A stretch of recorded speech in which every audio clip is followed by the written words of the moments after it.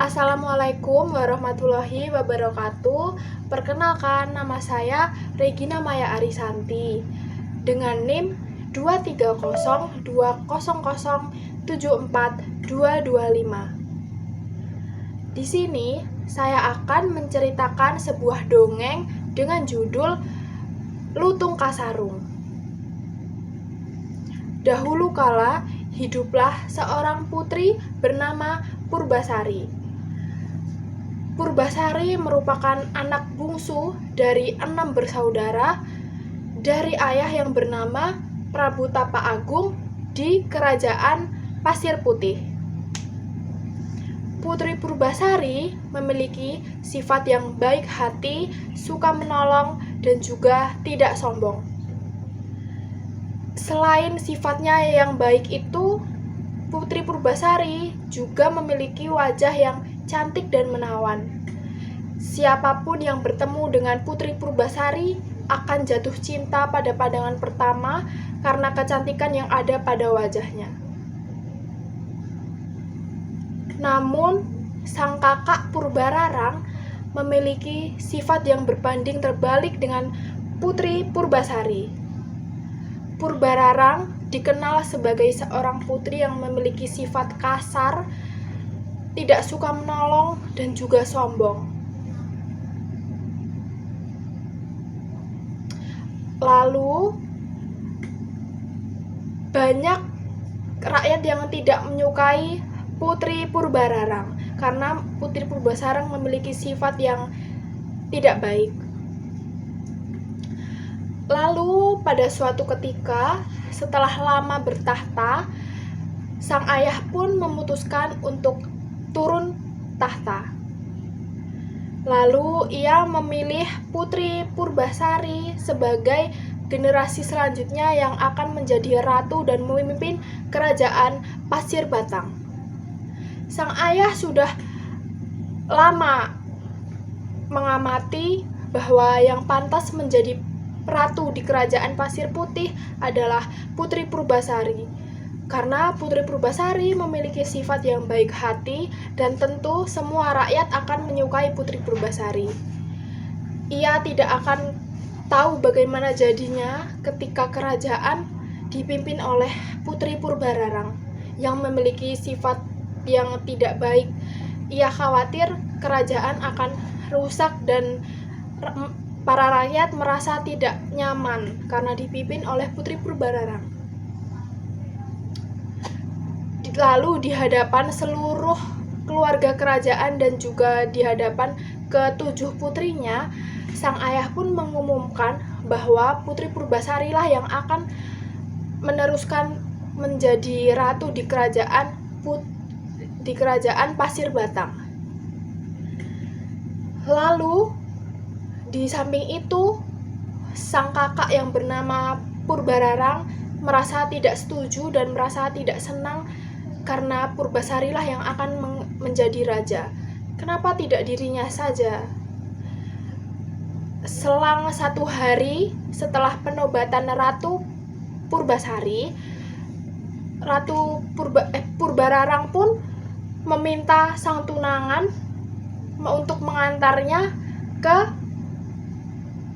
rumah nenek sihir. Lalu berangkatlah Putri Purbararang ke rumah nenek sihir tersebut ditemani oleh tunangannya. Dan juga setelah sampai di rumah nenek sihir itu, nenek sihir pun berkata, nenek sihir pun memberikan boreh kepada Putri Purbararang dan berkata, semburkanlah boreh ini ke wajah dan seluruh tubuh Putri Purbasari. Lalu setelah sampai di kerajaan, Putri Purbararang yang jahat pun melaksanakan perintah nenek sihir tersebut. Dia kemudian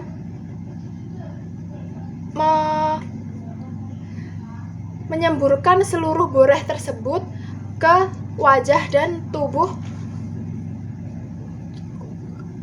Purbasari. Lalu tubuh Purbasari dan wajah Purbasari pun dipenuhi oleh bercak hitam yang mengerikan. Dengan kesempatan itu, Putri Purbararang pun berkata, seseorang yang terkena kutukan dan tidak akan pantas untuk menjadi ratu dan memimpin kerajaan ini. Seharusnya dia diasingkan saja ke hutan agar virus ini tidak menyebar ke seluruh rakyat dan keluarga kerajaan. Lalu Putri Purbararang pun akhirnya menggantikan tahta Purbasari sebagai ratu di kerajaan Pasir Batang. Dan Putri Purbararang pun menyuruh seorang dayang-dayang kerajaan untuk membuang dan mengasingkan Putri Purbasari ke hutan yang jauh dari kerajaan. Di lain waktu, di sebuah kayangan terjadi sebuah masalah besar. Seorang pangeran yang bernama Guruminda tidak menyetujui saran ibunya agar Guruminda menikah dengan seorang bidadari dari kayangan. Guruminda tidak mau menikahi bidadari dari kayangan dengan alasan ia tidak akan menikah dengan seorang perempuan yang kecantikannya tidak setara dengan sang ibunya, yaitu Sunan Ambu. Lalu sang ibu Sunan Ambu pun berkata, "Tidak akan ada wanita yang mengalahkan kecantikanku kecuali kamu mencarinya di dunia manusia." Lalu sang ibu pun memberi saran, jika sang pangeran Guruminda ingin mencari seorang istri yang kecantikannya setara dengan dia, ia harus turun ke dunia, tetapi bukan sebagai seorang pangeran yang gagah dan tampan, melainkan menjadi seorang lutung atau sejenis monyet. Mendengar hal itu pun, sang pangeran Guruminda menyetujui saran ibunya tersebut.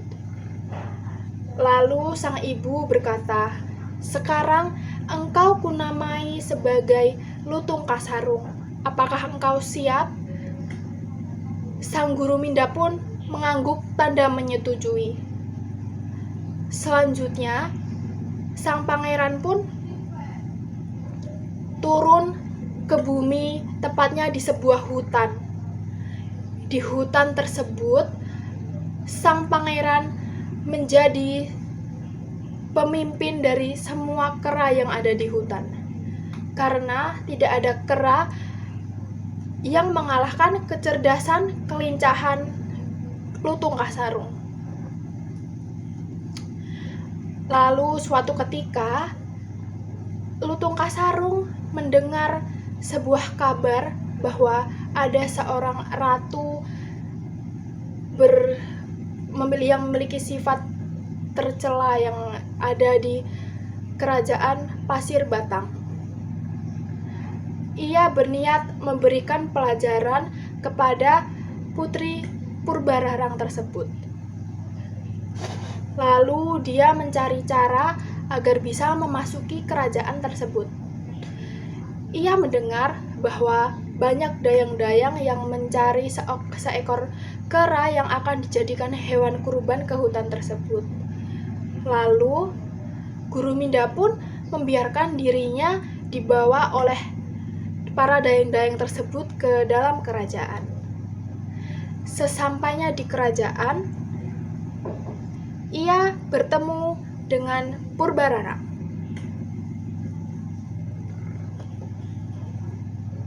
Lalu ia sengaja membuat keributan di dalam kerajaan. Ia mengamuk dan sampai tidak ada dayang-dayang yang berani mendekatinya. Lalu Purbararang pun menyuruh para dayang-dayang tersebut untuk membuang Lutung Kasarung ke dalam hutan saja. Putri Purbararang beranggapan bahwa bisa saja Putri Purbasari akan tewas dimangsa oleh Lutung Kasarung karena keganasan Lutung Kasarung. Lalu para dayang-dayang pun membuang Lutung Kasarung ke sebuah hutan yang sama dengan Putri Purbasari.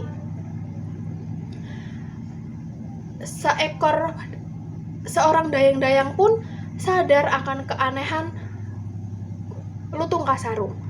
Dayang-dayang tersebut pun menganggap bahwa Lutung Kasarung ini bukan seekor lutung biasa. Ia pasti merupakan jelmaan dari makhluk lain. Lalu dayang-dayang tersebut pun berpesan kepada Lutung Kasarung bahwa di sana ada seorang putri bernama Putri Purbasari. Ia diminta untuk menjaga Putri Purbasari dan juga mengembalikan Putri Purbasari ke kerajaan, karena sudah banyak para rakyat menunggu Putri Purbasari untuk kembali ke kerajaan. Lalu Lutung Kasarung pun mengangguk tanda setuju. Selanjutnya Lutung Kasarung pun menemukan Putri Purbasari sedang duduk di dalam hutan sendirian. Lalu ia mendekat kepada Putri Purbasari. Setelah sekian lama mereka mengobrol dan juga sering bertemu, akhirnya Lutung Kasarung dan Putri Purbasari pun jadi sangat akrab dan juga mereka berteman. Lalu suatu ketika Lutung Kasarung pun memerintahkan para bidadari dan juga dayang-dayang dari Kahyangan untuk membuatkan sebuah sungai yang indah dan juga tempat pemandian untuk Putri Purbasari. Dan juga Lutung Kasarung memerintahkan para bidadari di Kahyangan untuk membawakan pakaian yang sangat cantik agar dikenakan oleh Putri Purbasari. Lalu suatu ketika Putri Purbasari pun mandi di sungai tersebut. Setelah mandi, ia berubah kembali menjadi Putri Purbasari yang cantik dan juga menawan. Sudah hilang kutukan-kutukan yang ada di tubuhnya tersebut. Lalu ia mengenakan pakaian yang indah yang diberikan oleh Lutung Kasarung tersebut. Betapa terkejutnya Lutung Kasarung mendapati bahwa ternyata Purbasari ini sangat cantik dan juga sangat rupawan. Lutung Kasarung pun sama seperti orang-orang yang lain. Ia jatuh cinta pada pandangan pertama karena melihat kecantikan dan wajahnya Purbasari yang menawan tersebut. Ia pun jatuh cinta kepada Purbasari. Lalu tidak lama kemudian Putri Purbasari dan Lutung Kasarung pun berjalan menuju kerajaan. Di dalam kerajaan banyak orang terkejut mendapati Putri Purbasari sudah kembali seperti sedia kala. Yang tak kalah terkejut dan juga iri yaitu Putri Purbararang. Ia merasa terancam oleh kembalinya Putri Purbasari ke kerajaan. Kemudian ia menantang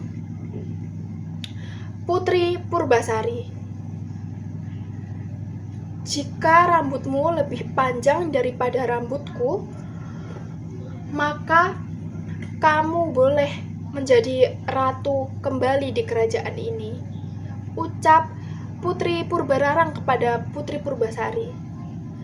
Kemudian Putri Purbararang pun kalah karena ternyata rambut Putri Purbasari lebih panjang daripada rambut miliknya.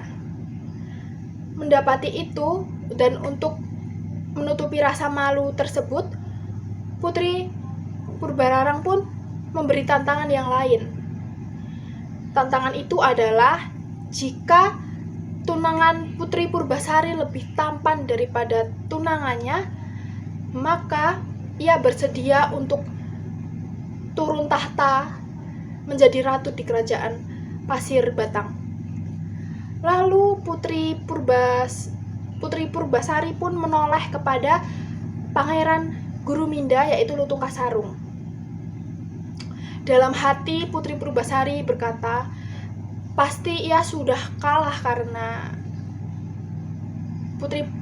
karena Guruminda adalah seekor lutung.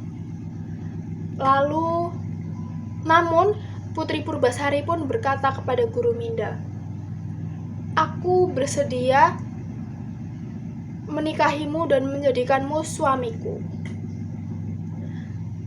Lalu tidak lama kemudian, tiba-tiba Lutung Kasarung ini berubah menjadi seorang pangeran yang sangat tampan dan juga sangat menawan.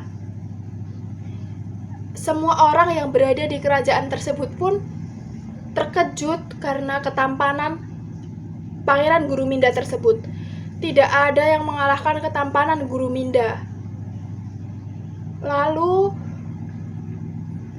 Putri Purbasari pun juga terkejut, tidak kalah terkejut dengan orang-orang, karena dia selama ini tidak tahu bahwa Lutung Kasarung yang selama ini menolong dan baik hati kepadanya adalah seorang pangeran yang sangat tampan dan juga baik hati.